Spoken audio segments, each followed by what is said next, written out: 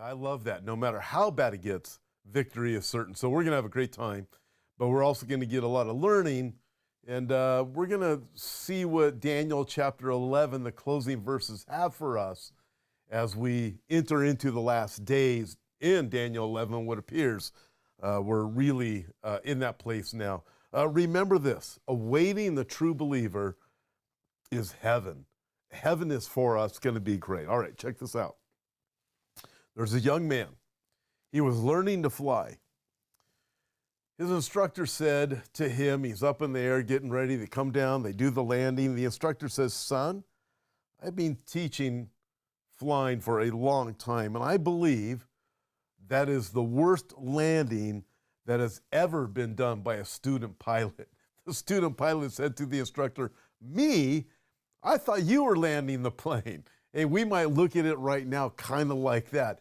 Who is in charge of this? Hey, know this, God is in charge. Hey, a couple of things real quick.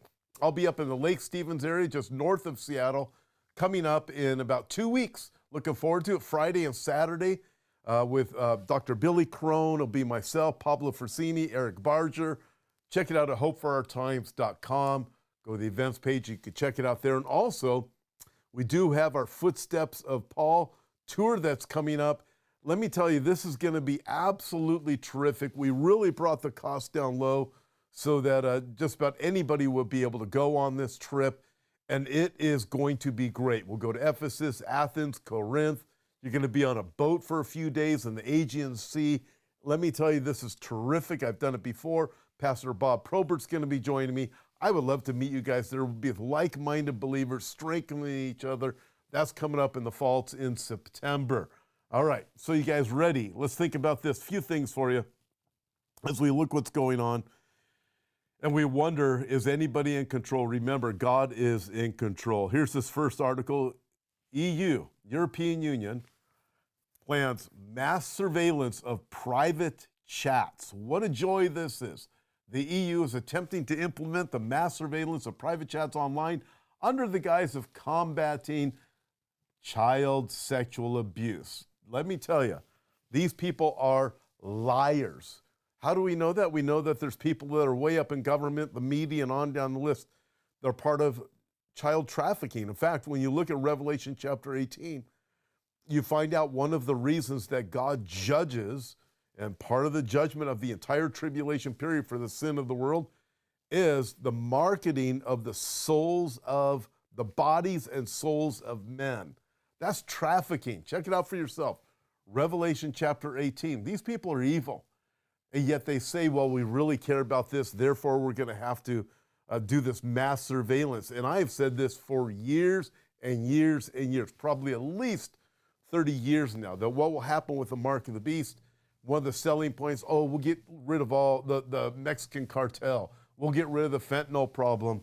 We'll get rid of the sex trafficking if we can only implement the mark of the beast, because everything will be tracked. It's for your good. It's for your safety. I'm going to tell you something. You guys know this already, but these people are liars. All right, next article, World Israel News.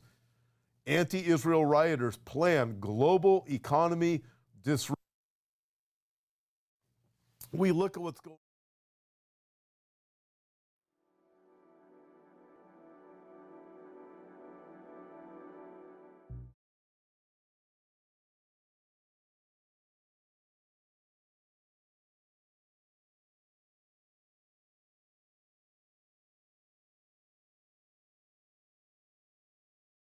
Of the bodies and souls of men.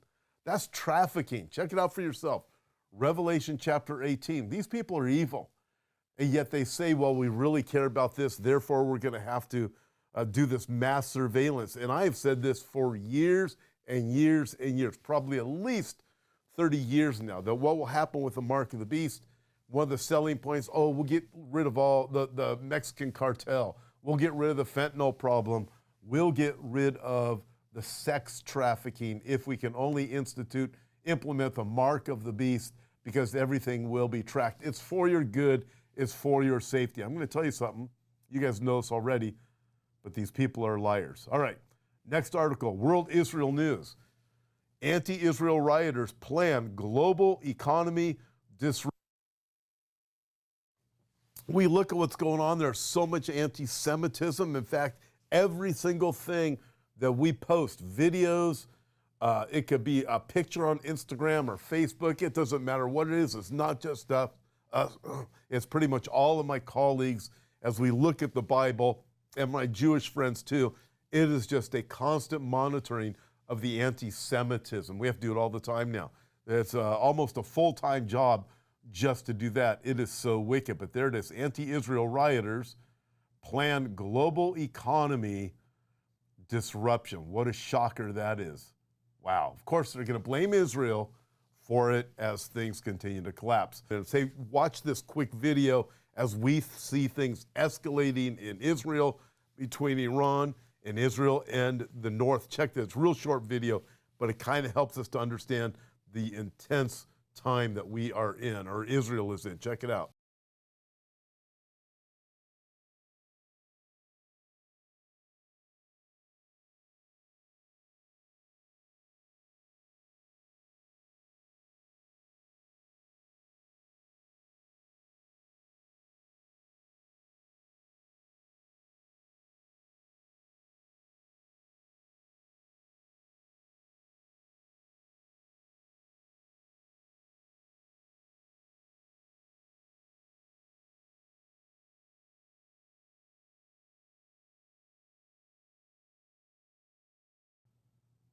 Wow.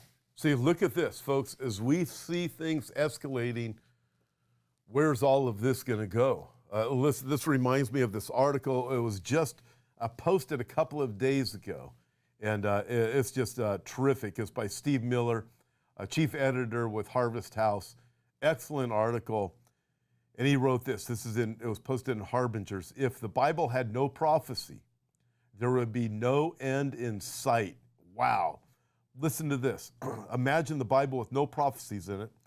Suppose God had decided not to tell us anything about the second coming, ultimate victory over evil in our future home in heaven and eternity. If God had left prophecies out of his word, we would have no idea of what the future holds. Instead, all we would know is that the world we live in is descending deeper and deeper into darkness, evil, and hopelessness. With no knowledge of what is to come, life would be bleak. We would have nothing to look forward to. We would go from day to day with dread and uncertainty. But because God chose to provide us with glimpses of the glorious future that awaits us, we can live with hope. That is the major reason God filled the Bible with so many prophecies about what is to come. What we know about the future helps to influence our thoughts and actions in the present, because we know the ultimate outcome of the battle now being waged on earth. We can live with anticipation rather than angst. Bible prophecy helps us to have an eternal focus. It reminds us that no matter how bad things get, good and righteousness will prevail. Victory is certain. Folks, I want to remind you of that. Victory is certain. All right, let's move on.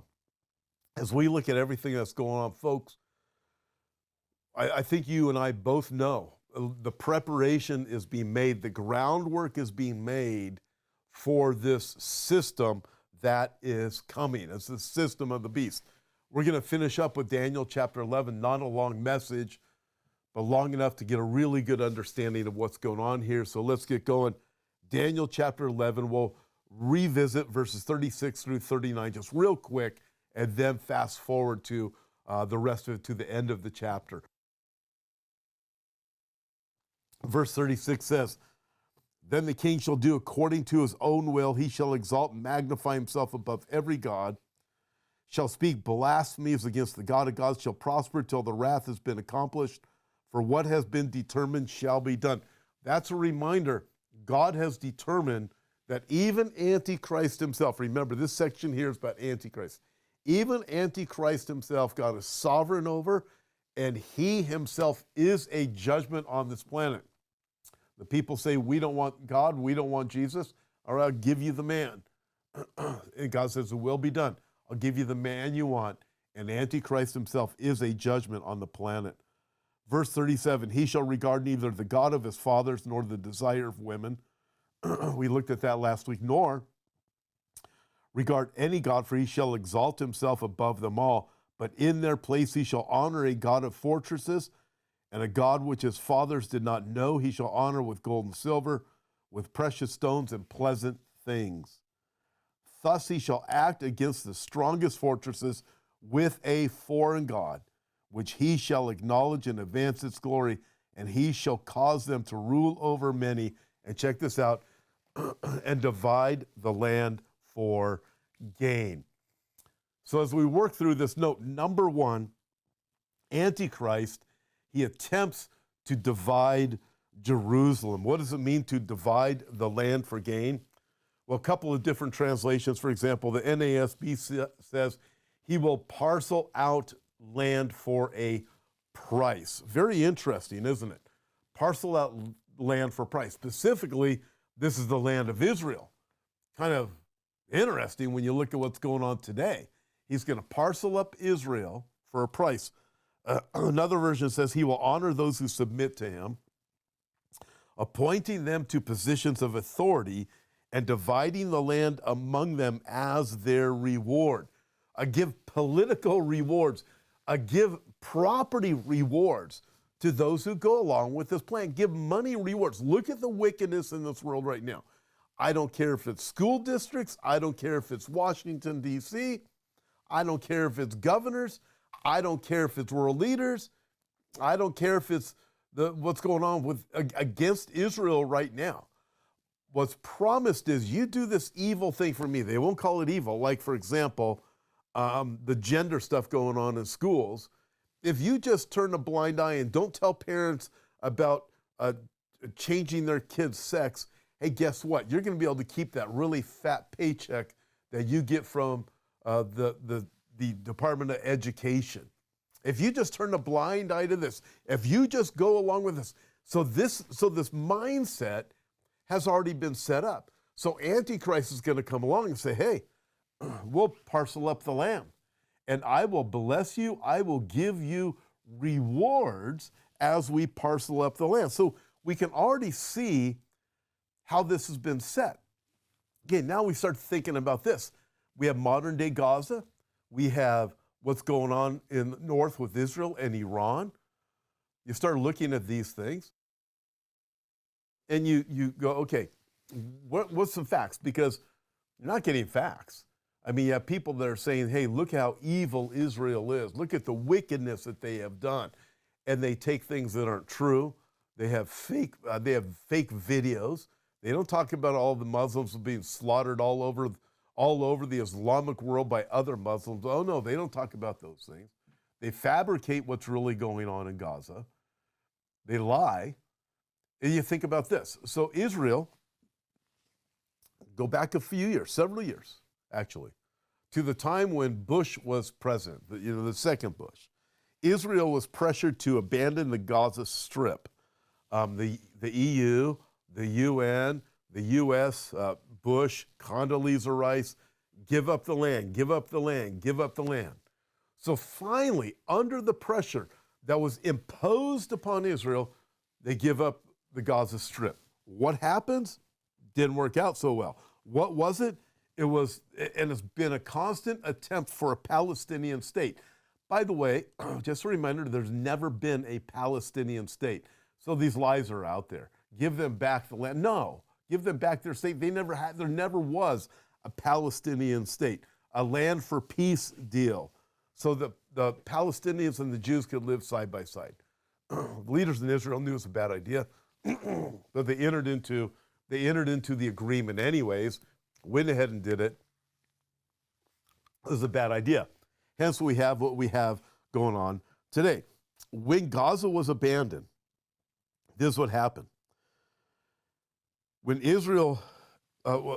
when Gaza was abandoned, within 24 hours of Israeli withdrawal, mobs carrying Hamas and Islamic Jihad flags rampaged through the territory, shooting guns, and among other things, burning Jewish synagogues to the ground. Okay, so you look at that and you go, okay, so that was them, but I mean, all the lies coming out now, this is the reality about what's going on with Hamas right now. So that was almost 20 years ago. So we fast forward to where we are today. We have a nightmare. Check this out. This is from Ynet News. Aid from 600 trucks stranded inside Gaza. Wow, 600 trucks. And I know you guys are paying attention. You've seen it. You have these aid trucks that are captured by Hamas. I saw some guy the other day saying, what's Hamas going to do with all of this food that Israel keeps saying they capture? Listen, you can watch the videos. You see Hamas on top of it, keeping all the food. Why? Because they control the people with it. These lies that are set out there are absolutely unbelievable. It is wicked what is going on. Using human beings for shields. That's the truth. That's the truth. Oh, and by the way, I'm sure you also noticed it, that there was some type of attempt, hey, well, maybe there will be a ceasefire to get some hostages back. I guess it was 40 hostages or something like that.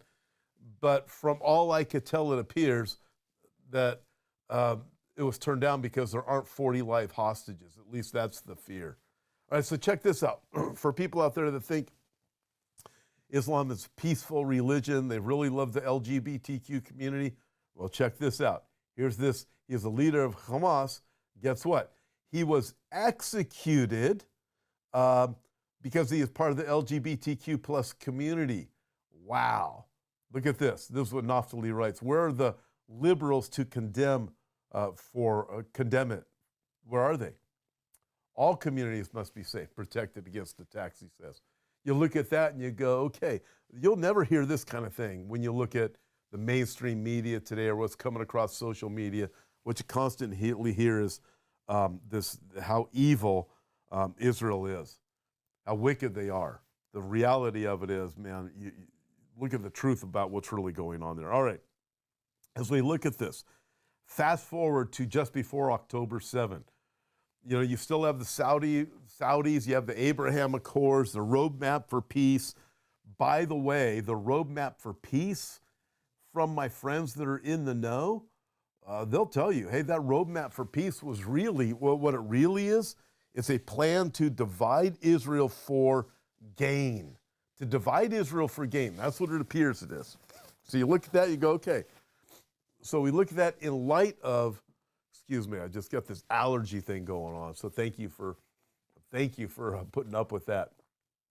So you look at this, dividing the land for gain, the roadmap for peace. I mean, you heard before October 7th, hey, we enter into these deals with Israel. Saudi Arabia is going to come out ahead. Jordan, everybody who enters in is going to come out way ahead. Listen, this is going to happen eventually with what's going on with Gaza. There's going to be a promise. I don't know when it's going to come. It's going to be a promise of peace and security. And by the way, the beaches will be open again. It's going to be wonderful. It's going to be interesting to see. It's going to happen. So right now, attention is on Gaza. Attention is up north because of Hezbollah, really Iran. Attention is up there. But ultimately, or eventually, the attention is going to turn toward Jerusalem. Listen, God warns of consequences for nations that attempt to divide Israel. In Zechariah chapter 2, verse 8, he says, he who touches you touches the apple of his eye. And then when you attempt to divide the land, Joel chapter 3, God says, I will gather all nations and bring them down to the valley of Jehoshaphat. And I will enter into judgment with them there on account of my people, my heritage Israel, whom they have scattered among the nations. They have also divided up my land. Wow. Man, to me, folks, that is quite interesting. And then we also know, Zechariah chapter 12, verses 1 through 2, listen, I'm telling you, the attention is going to turn to Jerusalem, that all the world is going to come against Jerusalem. And God says, in fact, let me read it to you, because what God says is, listen, I'm going to deal with you guys. You want to do this to my people, Israel? You want to do this to my land? This is what's going to happen. I know it's a passage you guys know well. Behold, I will make Jerusalem a cup of drunkenness to all surrounding peoples when they lay siege against Judah and Jerusalem.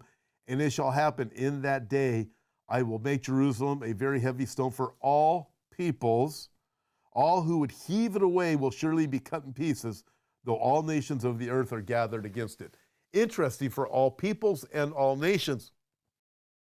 We see all nations, the pressure is going against Israel more and more and more.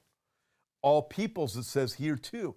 As we watch, not just as a government coming against Israel, it is literally people.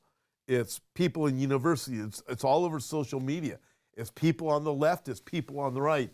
And God says all peoples are going to come against Israel, against Jerusalem, and all nations will come against Jerusalem. He says, I'm going to cut them to pieces. Listen, I'm telling you, take it as a warning. Understand, God made a covenant with Abraham, Isaac, and Jacob. It's a forever covenant. And if you can't trust God to keep his covenant with the Jews, then how can we trust God to be a covenant keeper? He is a covenant maker. He's a covenant keeper.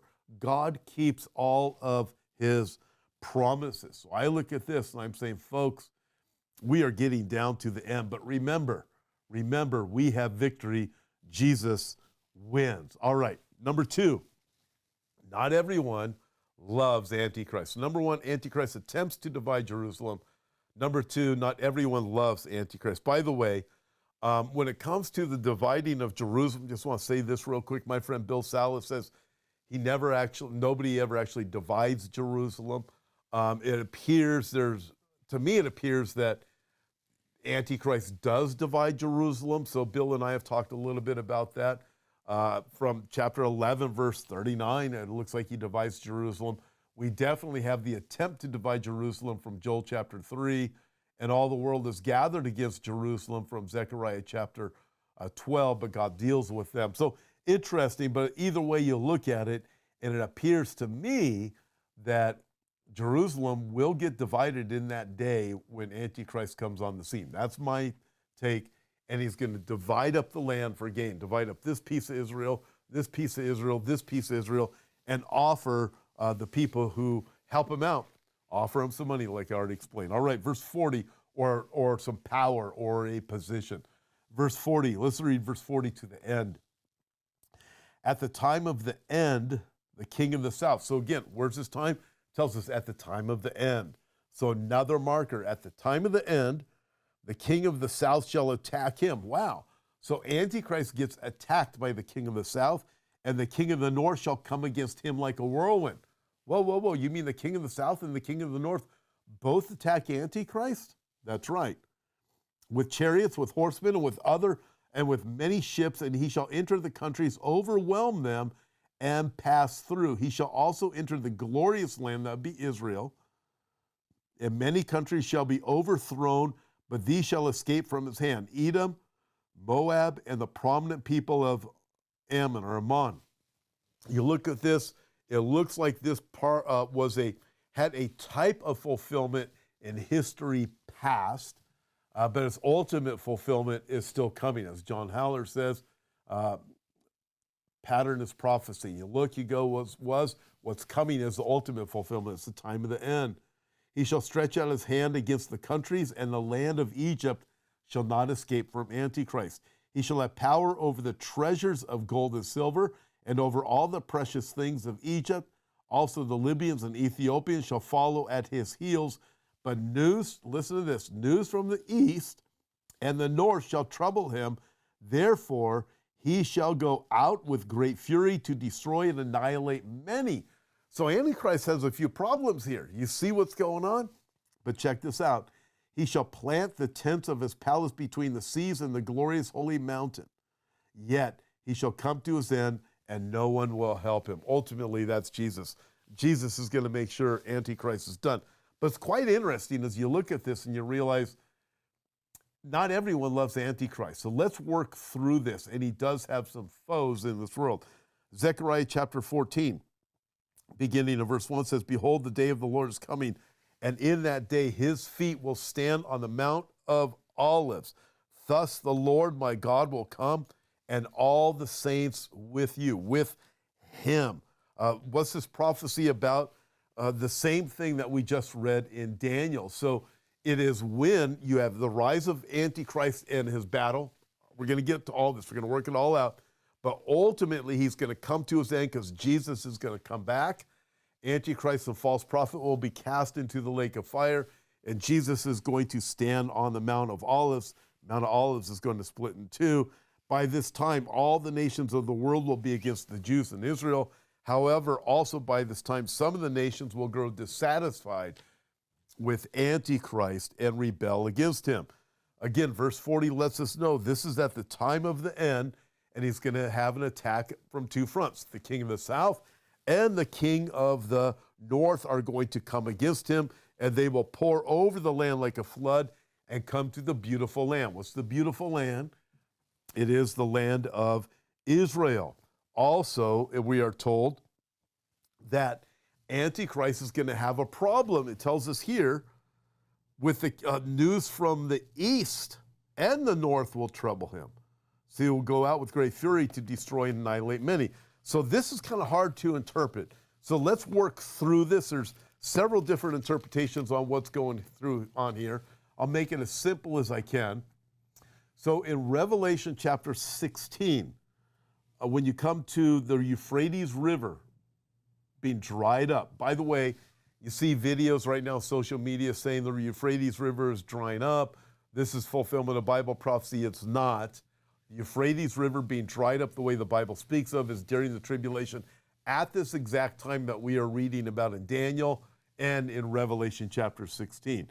So verse 12, Revelation chapter 16, then the sixth angel poured out his bowl on the great river Euphrates, and its water was dried up so that the way of the kings from the east might be prepared. And I saw three unclean spirits like frogs coming out of the mouth of the dragon, out of the mouth of the beast, and out of the mouth of the false prophet. Interesting. The dragon beast Satan, the beast is Antichrist, and the other is the false prophet. So these demon-like frog things come out of their mouths. For they are spirits of demons performing signs which go out to the kings of the earth and the whole world to gather them to the battle of the great day of God Almighty.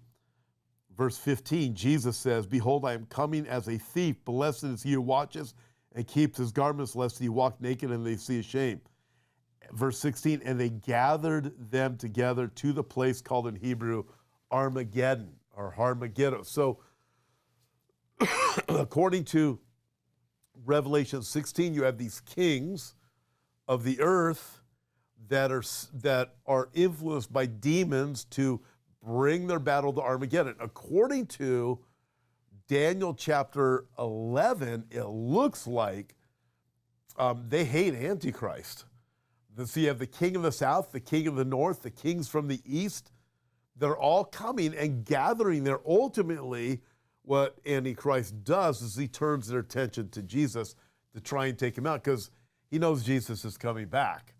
And so we have all of this. They might think they're coming to destroy Antichrist. It's not going to work, right? Jesus is the one who's going to destroy Antichrist. That might sound a little weird. It is strange, and it's hard to make sense of, as I mentioned. But if we work through this a little bit more, it starts to make a little bit more sense. Understand this also. Just from reading Daniel chapter 11, we suddenly have an understanding that not everyone loves Antichrist. Not everyone loves him. Okay, so let's even work through this. All right, so think of this. The Antichrist, Daniel chapter 7, verse 8 tells us that 3 of the horns, remember there's 10 horns, are uprooted. They are eliminated by the little horn. Antichrist, chapter 7, verse 24, tells us he subdues 3 of the kings. So the horns are kings, this global system. So 3 of them appear to either rebel. I mean, you look at all the tech stuff going on. Their ways are going to be found out that they're not going to be on board with Antichrist. Antichrist is going to eliminate them. We don't know who they are yet, but I personally believe we're at that time where we're, you know, they're coming about. These things are all going to be coming together soon enough. But everyone's not on board. So we know there's 3 kings in the 10 kingdom empire that eventually there's some type of rebellion against Antichrist. So Antichrist eliminates them. In Revelation chapter 17, we know that they are still on board with him when they give him power, because the 10 kings give their power and authority to the beast. But sometime after that, Antichrist says, you're gone. All right. Now, we also know this. There's no way, I can't think of any way that China, the leader of China right now, Xi Jinping, would submit to a Western leader like Antichrist, or Putin would submit. What's interesting, we gather from Daniel chapter 11 that Islamic leaders don't submit to this Antichrist either. Let's work through this a little bit more. So what we notice here is his presence in Israel. His presence in Israel. At the time of the end, according to verse 40, so anywhere during the 7-year tribulation period, the king of the south will attack him, and also the king of the north, like a whirlwind. So it's going to be a coordinated attack against him on 2 fronts. It appears Antichrist didn't know about it, so how far advanced will the technology be when this happens? Not a lot more than we are right now. So this is another reason that leads me to believe that we're getting raptured out of here soon enough. But let's move on. We don't know for sure who the kings of the south and the kings of the north are, but earlier in Daniel, the king of the south was Egypt. And however, in verse 42, tells us Egypt is destroyed by Antichrist. So it doesn't look like, if you excuse me just a second. It doesn't look like the king of the south is necessarily Egypt. Maybe it's possible. Maybe a coalition led by Egypt. We're not real certain. In fact, I want to say this, the dynamics, the geopolitical dynamics of the context of Daniel chapter 11 are changing so much right now that I have a lot of friends and colleagues, and together we are speculating who's the king of the south, who's the king of the north of Daniel chapter 11. Because you look, you go, not real sure. Is Russia the king of the north? Well, then you have the other problem, because you have the Ezekiel 38 war, which for me appears to take place at the beginning of the tribulation or pretty early on. I don't think it takes place at the end. And by the way, another reason for that is because in Ezekiel 38, God gets the glory for getting the victory over the king of the north. It appears here that Antichrist is the one who's going to get the glory for defeating king of the north. So I don't think that they are the same battle, Ezekiel 38 and what's going on here in Daniel chapter 11. I know friends want to argue with me about it. That's fine. That's fine. But what is going on here? Who are these players? Again, I'm not 100% certain, to be honest with you. But as we look at Ezekiel 38, you start to see some interesting things that are taking place right now. I believe Russia will be eliminated, and then so that'll change the geopolitical lineup there. The boundaries are probably going to be changed. So also, I'm going to throw this out there. I mentioned earlier with Ezekiel 38, I want to come back to this because the threat right now is Israel using an EMP against Iran. So this is interesting, electromagnetic pulse, which would devastate, send Iran back into the like 100 years in time, no electricity or anything.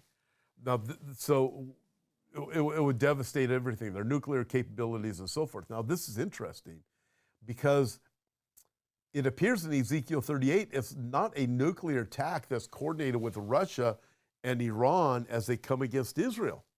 In fact, it appears to be a boots on the ground for part of it.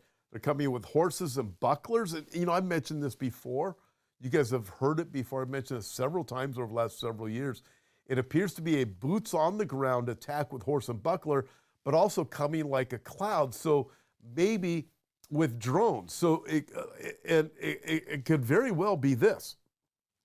Israel eliminates the ability of Iran to be able to have anything other than a boots-on-the-ground attack in Ezekiel 38, while at the same time, Russia may be able to have a drone swarm where they come like a cloud upon Israel.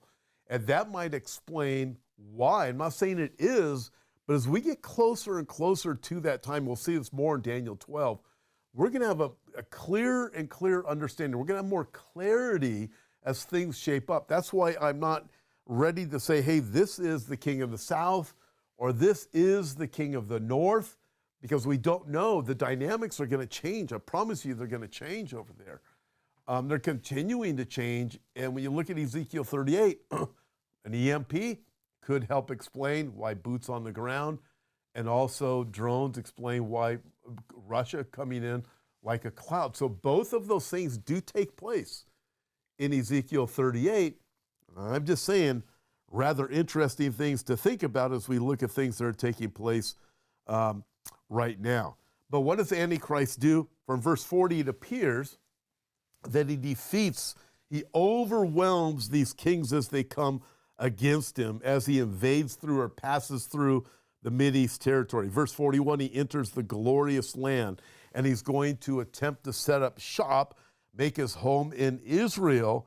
But up to this point, it appears that the battle with the kings of the north and the kings of the south may be earlier in the tribulation period, and then they come about. The ultimate fulfillment comes at Revelation chapter 16. I mean, there's so many different things that are going on here that I find absolutely fascinating. One of the reasons why it's possible the king of the south and the king of the north battle happens before Revelation 16. I know what I just read too about that at Armageddon. But this is interesting. It's in 2 Thessalonians chapter 2, verse 4, that Antichrist sits in the temple as God, showing himself that he is God. So it appears that takes place when he enters into the glorious land and says, here I am. And then he wreaks havoc on the Jews. And then other people are coming against him, and these different wars are breaking out, and he deals with them. Verse 41 tells us that he overthrows many countries. And again, we get the idea that not everyone is happy with him.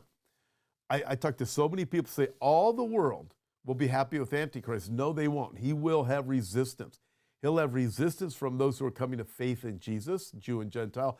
He'll have resistance also from some people that don't come to faith in Jesus, but they don't take his mark. They'll survive the tribulation, and they're going to go into the goat judgment because they would not receive Jesus. They try to be neutral. I don't want Jesus, but I don't like this Antichrist guy either, kind of thing, right? All right. Verse 41 tells us that the countries, the areas of Edom, Moab, and Ammon, they are not eliminated by Antichrist. They survive the assault of Antichrist. Okay, however, we move on from here, and what do we see? We see his punishment of Egypt. This is interesting. Verses 42 and 43, he shall stretch out his hand against the countries, and the land of Egypt shall not escape. Verse 42 says, he shall have power over the treasures of gold and silver, and over all the precious things of Egypt. Also the Libyans and Ethiopians shall follow at his heels. Wow. Egypt is not going to escape. This is a reminder of the people who are saying, Revelation 13, verse 4, who is like the beast, who is able to make war with him. So after establishing a military presence in the land of Israel, Antichrist will extend his power over many countries. How many, it's not said, but by verse 42, this is the third time that we are told that he defeats many countries, and one of the big targets is Egypt. Why? We don't know for certain, but we do know that God promised judgment to Egypt for what he had done in the past to Israel. But very interesting is this, here's four quick things. Egypt will be devastated by God. That's Isaiah chapter 19, verse 16. After God devastates Egypt, Egypt will be easy prey for Antichrist. That's Daniel chapter 11, verse 42 and 43. We just read that. And then also, Egypt will become a wasteland and a wilderness. Again, Isaiah 19 and Joel chapter 3, verse 19. And then also, many in Egypt will turn to the Lord for salvation. Chapter 19, verse 22. Fascinating. Many people are going to turn to turn to the Lord for salvation. The Lord of Israel, chapter 19, again, verse 22. Turn to the Lord of Israel for salvation. I look at that and I go, wow, that is remarkable when you start to think about that. And it specifically says there in chapter 19 of Revelation, because of their oppressors, the oppression that is coming against them. Daniel chapter 11, Antichrist defeats them, but those who live, it appears, turn to the Lord. I find it rather interesting. All right, notice this. We don't have a lot more going on here, but let me get through this for us all so we can connect all the dots. We know A, his presence in Israel, B, his punishment of Egypt, C, his pressure from the east. All right, verse 44 again, but news from the east and the north shall trouble him. Therefore he shall go out with great fury to destroy and annihilate many. So it appears there's these different kings that are saying, hey, they're coming against the Antichrist. But we saw in Revelation chapter 16, we have these demons that are summoning the kings to the area of Armageddon. We know Antichrist, he appears at that battle because he and the false prophet are cast into the lake of fire. But ultimately, it appears they're gathered there to turn against Antichrist. But Antichrist, once they're there, the enemy of my enemy is my friend. Hey, look, here comes Jesus. Turn your weapons toward him. And the armies of the earth attempt to eliminate the Lord Jesus Christ with the leadership of Antichrist. And it does not happen. Jesus wins. This is great. By the way, I do want to mention this. This tends to get people a little bit bothered, but I'm going to say it anyways. People say, hey, there's an army of 200 million Chinese soldiers that are going to come across the dried up Euphrates River. Listen, that is not what the Bible teaches. That has been around for a long time. The number 200 million from the Euphrates comes from Revelation chapter 9 at the time of the trumpet judgments, and it is clearly demons in Revelation chapter 9. An army of 200 million demons that wreak havoc on the earth, and they come up out of the Euphrates where they are locked up. It appears they're the demons that are held for the day of judgment according to the book of Jude, as you read Jude in the New Testament.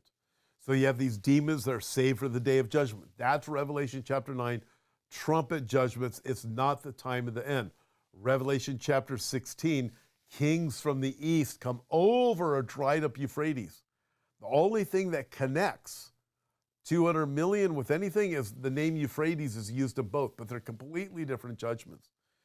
And kings of the east doesn't mean China. It could involve China, but ultimately, since we know it's the Euphrates, it's going to be east of the Euphrates. Remember when wise men from the east came to Jerusalem or Bethlehem after the birth of Jesus? It was east of Jerusalem. So you start with Jerusalem, you go east from there. In this case, we know it's definitely east of Euphrates River, but it can mean directly east of Euphrates River.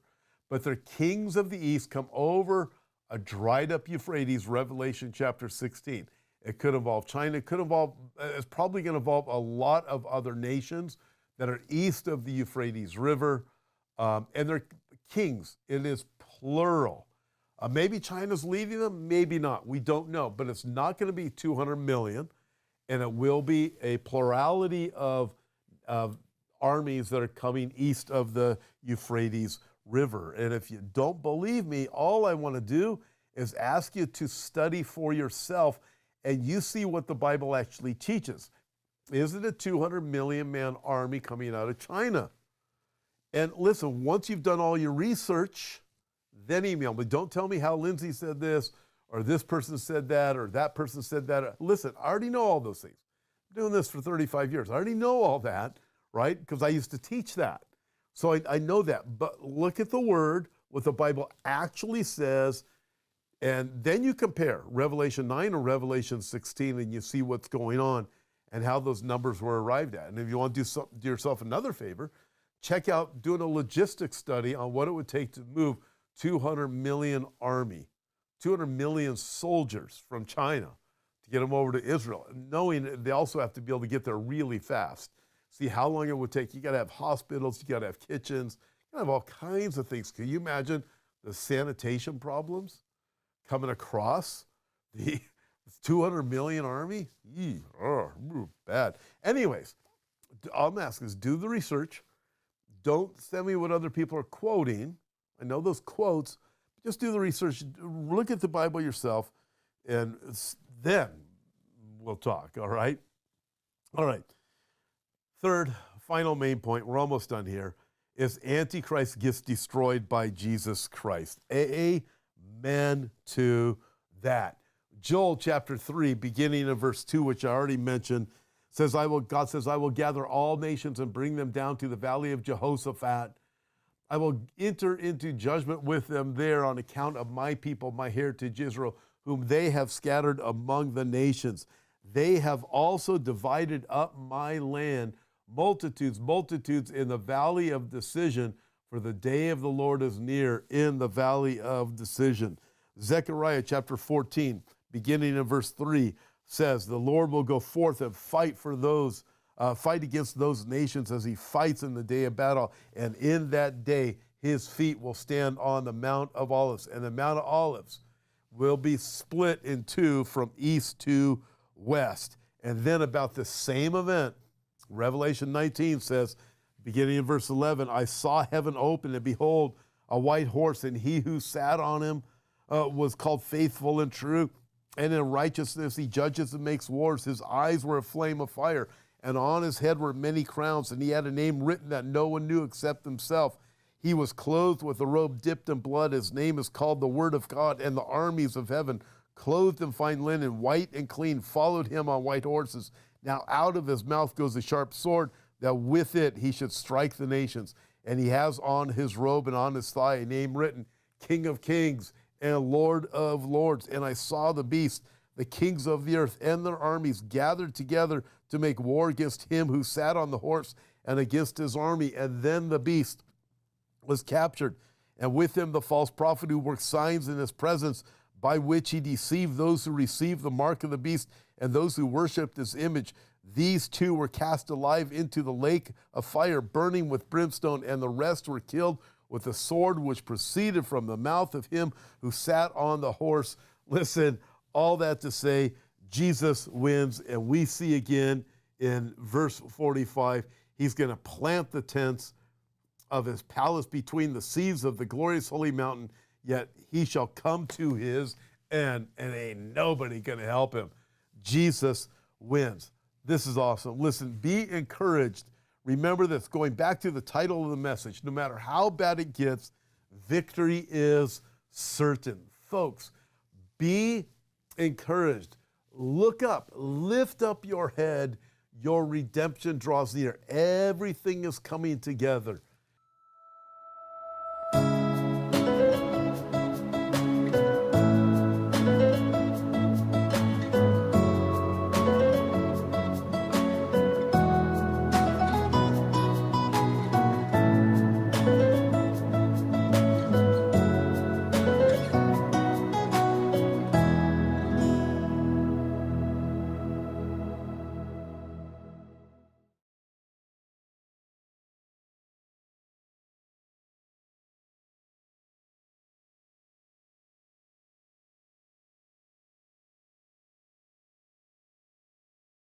Souls of the bodies and souls of men.